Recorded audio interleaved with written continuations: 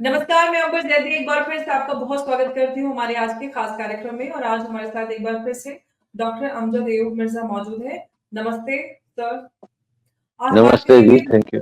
के election results पर और जम्मू कश्मीर में एक बार फिर से अगर हम बात करें तो नेशनल कॉन्फ्रेंस कांग्रेस के कोalition में सरकार बनाने जा रहे हैं और भारतीय जनता पार्टी को उतने अच्छे रिजल्ट्स नहीं मिले हैं जैसा कि उन्होंने डेवलपमेंट किया कश्मीर में और इस सब के बाद एक बार फिर से ये चर्चा शुरू हो गई है कि जिस तरह से जनरल इलेक्शन में भी मुसलमानों ने भारतीय जनता पार्टी को उस तरह से वोट नहीं किया जिस तरह से वो गवर्नमेंट की स्कीम्स का फायदा उठाते हैं। तो ये चर्चा हो गई कि कितना भी कर दीजिए मुसलमान वोट नहीं देगा बीजेपी को। इस पूरे उस पर आपका क्या कहना है? देखिए, मुसलमानों तो वोट डाला है, इसमें कुछ शक नहीं है, क्योंकि 2024 में बीजेपी का 23% वोटर टर्नआउट था। बीजेपी को वोट जो पड़ा, इस दफा 25.64% पड़ा है। तो जाहिर है हिंदुओं के साथ मुसलमानों ने भी वोट डाले हैं, तो ये इजाफा हुआ। फिर यह कि 2014 में बीजेपी के पास जो 25 सीटें थी, अब 29 सीट्स हैं, तो वो सीट्स में भी इजाफा हुआ है।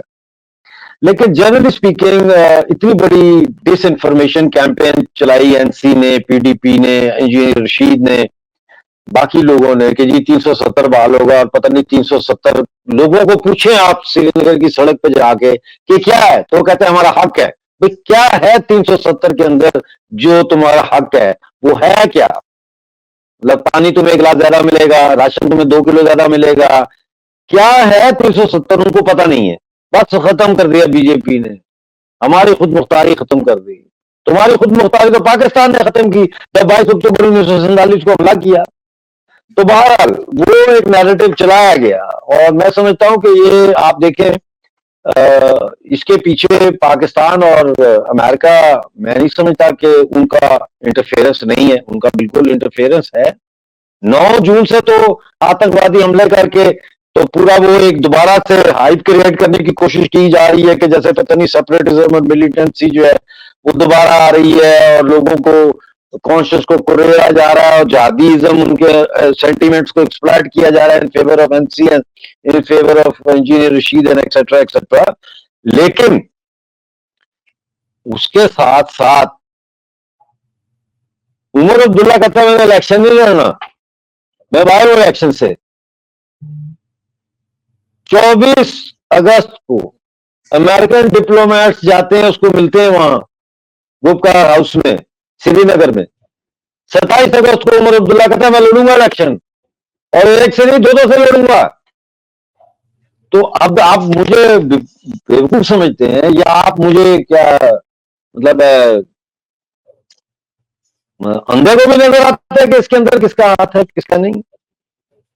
बिल्कुल, लेकिन और डॉक्टर फिर साहब और फिर और फिर जी, वो जो टेररिस्ट इन्फिल्ट्रेशन हुई 9 जून के बाद से, उसने फारूक अब्दुल्ला को बीजेपी के खिलाफ ये नैरेटिव बिल्ड करने में फैसिलिटेट किया कि जब बीजेपी कहता है हमने टेररिज्म को कम कर दिया, खात्मा कर दिया, तो वो कहते हैं हो नहीं रहा टेररिज्म, हो नहीं रहा जम्मू में टेररिज्म, कहां खत्म हुआ है, बीजेपी झूठ बोलती है। ये नैरेटिव लेके वो चले, तो डेवलपमेंट नैरेटिव को उन्होंने पीछे कर दिया। वही कम्युनल नैरेटिव जो है और सारा उसको पेट फूट करके लोगों को सामने रख दिया। ये है।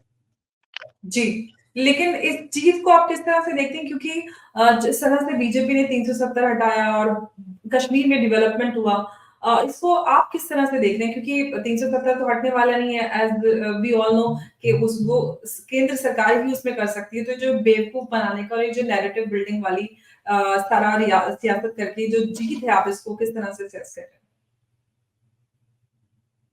This is continuation of a defunct and faulty and false narrative of two nation theory that has to be buried.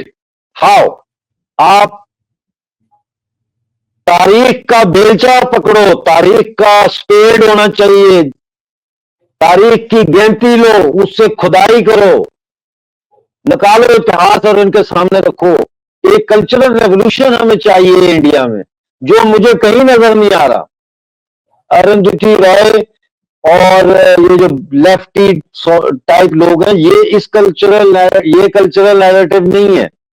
ये सप्लीमेंट करता है जो है ना कांग्रेस के और एंटी इंडिया जो नैरेटिव है उसको ये सप्लीमेंट करते हैं सारे, in the name of class struggle, in the name of revolution, in the name of this and that and the other, but in the final analysis their narratives serve the purpose of weakening India as a society, as a harmonious society. यहां जो cultural revolution चाहिए वो नहीं है। आप उर्दू के अखबारात उठा के देख लें, ऐसे लगता है पाकिस्तान के अखबारात इंडिया में जो छपते हैं, उनकी लैंग्वेज, खासतौर पर कश्मीर में, वो कश्मीर के अखबारात तो अभी तक टेररिस्ट को दहशतगर्द नहीं लिखते, वो लिखते जंगजू, मिलिटेंट्स। इतनी उनकी जरूरत नहीं है। उनके अंदर मतलब है वो टोटली रिलीजियस बेस्ड जर्नलिज्म है, उसकी इंक्लिनेशन है to appease the Muslim readership. तो ये सारी चीजें होने वाली।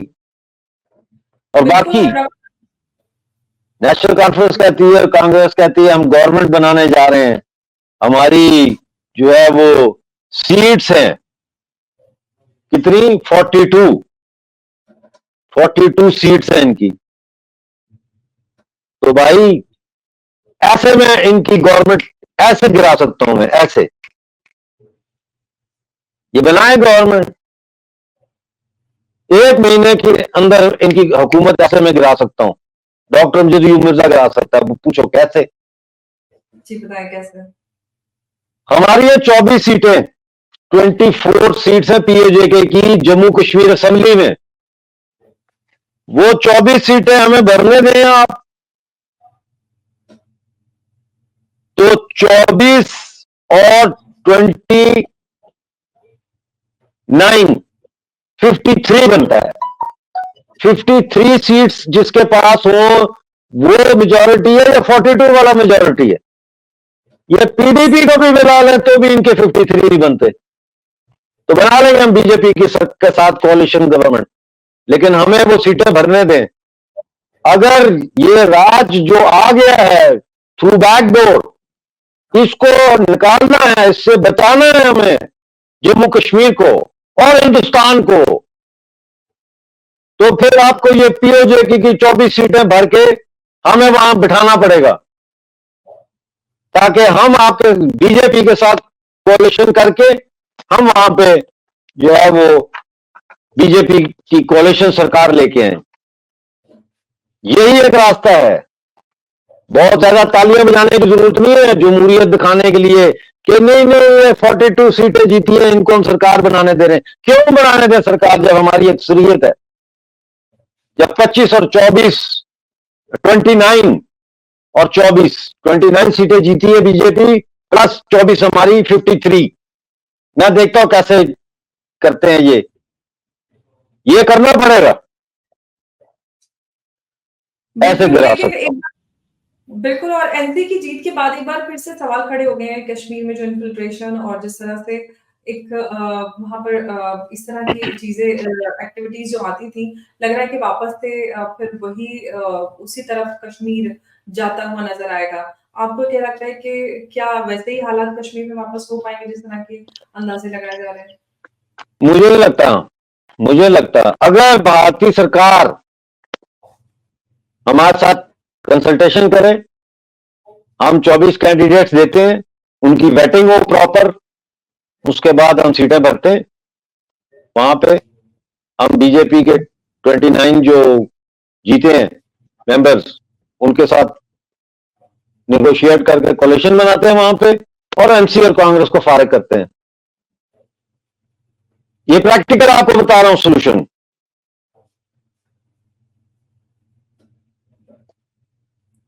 जी, बिल्कुल। और उम्मीद करते हैं आपका जो सॉल्यूशन है और आपका जो ऑफर है वो एक्सेप्ट हो और उसको हम इम्प्लीमेंट होता हुआ देखें। लेकिन कश्मीर में एक बार फिर से जिस तरह से कांग्रेस ने लोकसभा चुनाव में एक प्रपंच किया था खटाखट योजना, और इस तरह से उसी तरह से एनसी ने भी लोगों को, कश्मीर की आवाम को झूठ बोला कि 370 हटा देंगे। हम पाकिस्तान के साथ उन्होंने बातचीत करने के लिए आपने मैनिफेस्टो में भी रखा था कि पाकिस्तान से रिश्ते बेहतर बनाएँगे। तो कहीं न कहीं इस जीत में पाकिस्तान फैक्टर भी काफ़ी हावी हो रहा है उसमें, क्योंकि कांग्रेस की बात करें या एनसी की बात करें, दोनों का ही इंक्लिनेशन पाकिस्तान की तरफ काफ़ी नज़र आता है। ये पाकिस्तान फैक्टर को किस तरह से देख रहे हैं? पाकिस्तान फैक्टर तो कश्मीर की वादी की पॉलिटिक्स में रहेगा, वो तो रहेगा, क्योंकि जब तक आप पीओजेके का मसला हल नहीं करते, आपने एक इरिटेंट बिठाया हुआ है पीओजेके के अंदर पाकिस्तानी आतंकवादियों की शक्ल में, वो तो ये सिलसिला चलता रहेगा और ये ही इनकी खुराक है एनसी कांग्रेस की। एनसी कांग्रेस की क्या है सियासत? कम्युनलिज्म, खत्म बात। हिंदुस्तानिज्म तो इनकी पॉलिटिक्स नहीं है। मेरी पॉलिटिक्स है हिंदुस्तानिज्म, जिसके लिए मैं ये नहीं कहता कि बीजेपी हिंदू पार्टी है या बीजेपी हिंदुत्वता की पार्टी है। मैं कहता हूं बीजेपी एक नेशनलिस्ट पार्टी है, and being a nationalist I feel obligated to shake their hand in the greater interest of my motherland. ये सोच लेके चलना पड़ेगा हर इंडियन पॉलिटिशियन को। जी, बिल्कुल। और डॉक्टर साहब, आपने पीओजेके की बात की और अभी इसी महीने हमारे फॉरेन मिनिस्टर जयशंकर साहब पाकिस्तान जाने वाले हैं एससीओ समिट के लिए।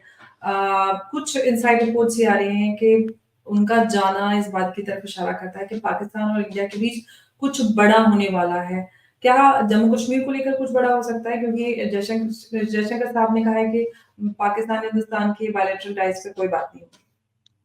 देखिए, जयशंकर जी का स्वागत है। हम जो महबूस लोग हैं, हम जो पाकिस्तान की ऑपरेशन और कैद और जिल्लत आमेज जो जिंदगी हमें मिली है पाकिस्तान से, उसका शिकार हैं। हमारे लिए तो जयशंकर जी का आना ऐसे है कि जैसे हमारा अपना जो है, हम समझते हैं फॉरेन मिनिस्टर आ रहा है। एक जेल की बैरक का दौरा करने नहीं आते होते वो जर्नलिस्ट कैदियों को मिलने, तो वो आ रहे हैं। तो हम उम्मीद है कि वो कैदियों को चलो मिलने ना भी आए, पीओजेके में उनको ना भी आने दिया जाए, तो वो इस्लामाबाद के मन से खड़े होकर हमारे हाथ में आवाज तो उठाएं। इतना तो करना चाहिए। अगर बिलावल भुट्टो आके इतना लताड़ सकता है बीजेपी को और ह्यूमन राइट इशू के ऊपर, इंडिया में जब वो आया था एससीओ की मीटिंग में कितनी बातें करके गया था, तो हम कम से कम अपनों के लिए तो कुछ कर सकते हैं ना, वो करना चाहिए उनको। बाकी देखते हैं क्या होता है। बिल्कुल, क्या मुझे तो होता है। एक उम्मीद है कि जयशंकर साहब जा रहे हैं, तो वो तो कहीं पे भी जाते हैं, तो उनकी प्रेस कॉन्फ्रेंस हो, उनके जवाब और उनका एक-एक जो वीडियो होता है, वो बहुत वायरल होता है। पाकिस्तान में क्या नज़ारा होगा, ये बहुत दिलचस्प होने वाला है, क्योंकि मुझे आई एम सर्टेन कि कुछ ना कुछ बहुत ज़बरदस्त वो वहाँ पर ताबड़तोड़ बल्लेबाज़ी जिसे कहते हैं ना, वो करने वाले हैं। कश्मीर के हवाले से भी हो सकता है बात हो, क्योंकि सवाल ज़रूर आएँगे अलग-अलग तरह के। लेकिन हाँ जी। इसी जी, अंदाज़े इसी तरह के लगाए जा रहे हैं कि कुछ बड़ा हो सकता है हिंदुस्तान और पाकिस्तान के बीच। रिश्ते बेहतर हो सकते हैं, कश्मीर विवाद हो सकती है, वो क्या हो सकता है वो आने वाला वक़्त बताएगा। लेकिन बिल्कुल। कश्मीर को लेकर पीओजेके के हालात जिस तरह से हैं, ऐसे में कितना आपको कितना आसान लगता है कि हिंदुस्तान और पाकिस्तान के बीच अगर इस पर बैठकर बात हो, तो कितना मुमकिन आपको इस वक़्त नज़र आता है? देखिए, मुमकिन नजर आने की बात नहीं, मुमकिन बनाना पड़ता है, मुमकिन करना पड़ता है। ये बात करनी पड़ेगी, इंडिया पाकिस्तान कश्मीरियों को सारों को बैठ के ये बात करनी पड़ेगी और कि इसको कैसे हल किया जाए without shedding blood, without firing a bullet.